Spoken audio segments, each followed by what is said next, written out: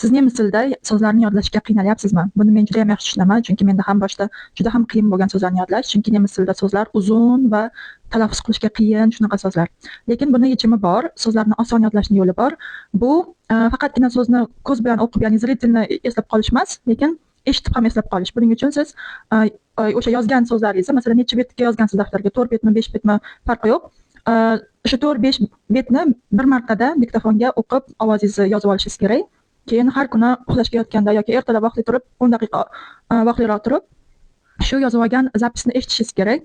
Yoki bo'lmasa ishga ketayotganda, o'qishga, ishga farqi yo'q ketayotganda, shuni naushnikda eshitib borib, shunga vaqt ajratsangiz, ya'ni yo'l-yo'lakay eshitib ketsangiz, bunda ham juda ham yaxshi esda qoladi.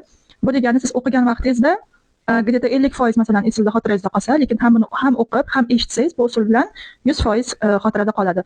Va yana bitta narsa esdan chiqarmang, agar so'z qiyin bo'lsa, masalan, oson so'zlarni faqat tarjimasi bilan yozib olib yodlasangiz bo'ldi.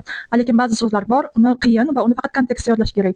Buning uchun o'sha so'zni yozingiz tarjimasi bilan va pastiga albatta bitta misol ham yozishingiz kerak bo'ladi.